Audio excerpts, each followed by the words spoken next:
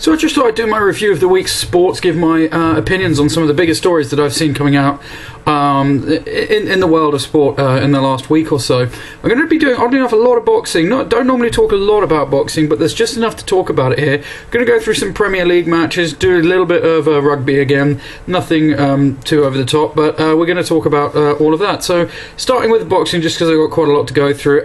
First story is Nick Blackwell retiring from boxing. Now, Nick Blackwell may not be a household name, but he was in a fight recently with Chris Eubank Jr., and which he lost.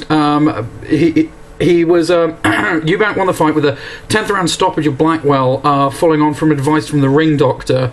Blackwell was subsequently placed into a medically induced coma with bleeding in the skull after being taken to hospital, and that's a horrible thing to have to go through.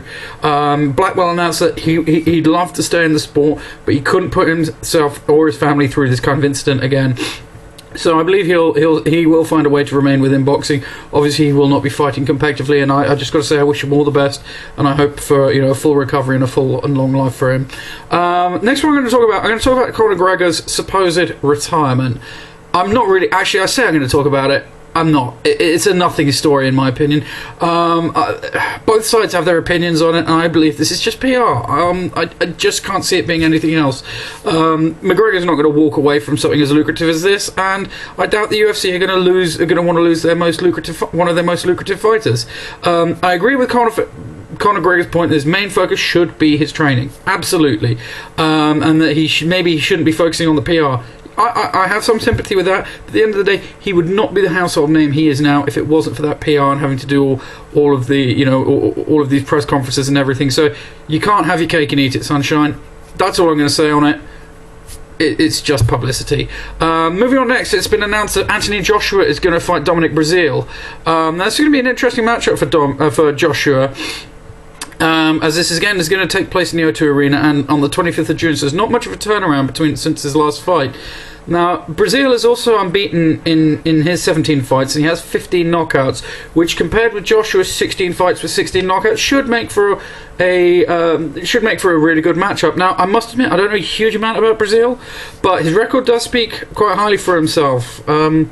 Joshua does appear to be the favourite here, as he does have the Olympic gold medal, the rankings favour him, and he is the defending champ. Now, we saw in his fight against Martin that Joshua brought out some counter-punching and was a very smart boxer. His awareness was one of the things that really stuck out for me. So I think, again, we're going to see Joshua taking this fight, but I could be just saying that because I think Joshua could be one of the next great heavyweight boxers.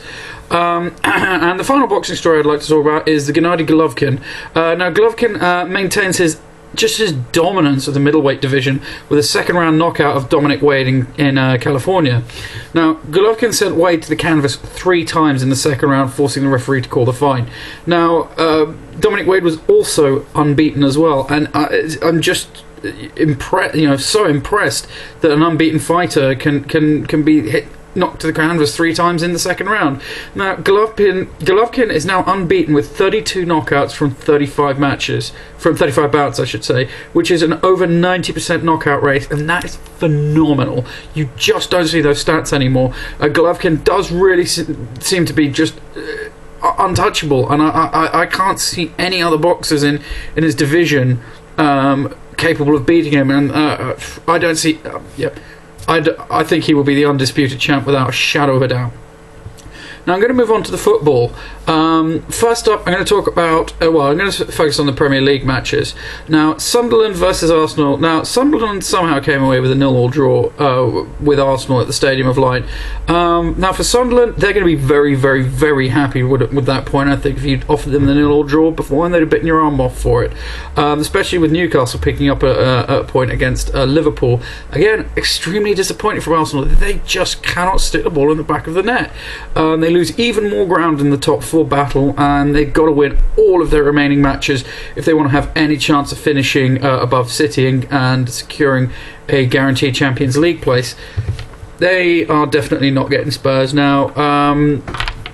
Not going to happen. If they'd won it, maybe. now? No, definitely not. They've lost too much ground, and there's absolutely no chance of them catching Leicester. Speaking of Leicester, moving on to their match against Swansea. Now, they thumped Swansea 4-0, basically.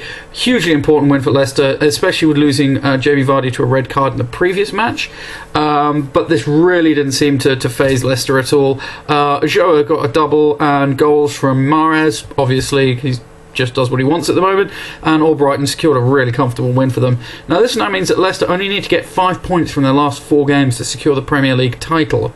If Spurs lose tonight, then Leicester only need 1 more win to secure the title, and fairy tale's got to come true. I and I think the majority of people in the world will be so unhappy if they somehow blow this.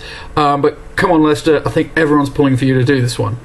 Moving on, Man City demolished Stoke 4-0. This actually moved them above Arsenal in the Premier League. Goals came from Fernando, Aguero and Iheanacho. Really exciting youngster. I'm really interested to see how Iheanacho develops. He got two on the night to get them all 3 points. Now, it's a very important win for City as they regain their memento, and it really highlights just how important the likes of Aguero and De Bruyne are to them. If they want to secure that guaranteed Champions League slot and finish above Arsenal, they're going to need to keep performing like that. I don't know if Arsenal can pick it up, but Man City cannot afford to just assume Arsenal are going to continue this extremely poor form that they're going through at the moment. Next one I'm going to talk about, Liverpool versus Newcastle. Now, Newcastle came from a 2-0 deficit to draw 2-2 with Liverpool, and it's a really important point for them as they battle against relegation with Sunderland. Liverpool took the lead through Sturridge and Lallana, but Newcastle really showed some strength of character to get back in with a headed goal from Papi Cissé before Jack Colback's deflected strike leveled things up. Now this is a real kind of fight that Newcastle will need if they're going to want to avoid if they hope to survive this season. One of the things I took from this game was it was really great to see Benitez getting such a warm reception from the Anfield crowd. So it's just one of those things that's nice to see. Now I'm going to move on to the rugby. First thing I want to talk about is the Singapore Sevens. Might not have been on many people's radars, but history was made at the Singapore Sevens as Kenya won their first ever Sevens title with an impressive 30-7 victory over Fiji in the final. And this sparked jubilant celebrations from Kenyans who have been causing a lot of trouble for some teams in the series for many years now. Kenya were really instrumental in getting rugby into the Rio Sevens. I can't remember if it's Humphrey Kayenge or Collins Injera who was on the delegation that convinced the IOC that rugby should be in the Sevens. But it's really great for them to start bearing some fruit now. Kenya came through a really close semi-final against Argentina, 15-12. Fiji, on the other hand, saw off the series leader South Africa 26-21. And I'd love to see Kenya to use this as a springboard, as they're now ranked 7th in the World Series, ahead of England and Samoa, and just behind the US and Argentina. So really great work from Kenya. Keep it up, guys. Looking forward to seeing more of the same.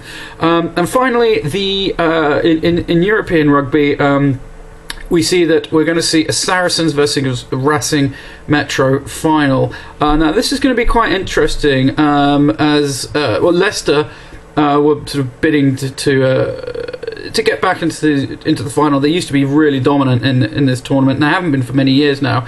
But they only narrowly lost to Racing Metro, mostly thanks to Dan Carter just really taking control of the game for Racing. And Saracens, again, this is their first European final. Also, it's Racing Metro's first European final. It could have been interesting to see an all-English final. English club rugby is doing very, very well at the moment. It's very strong. But this is going to be interesting because at the end of the day, we are going to get a brand new champion. So that's my thoughts on the week's news of sport. Be interested to hear what anyone else thinks. Stick your name down, stick a comment down. I hope to hear from people soon. Thanks a lot, guys.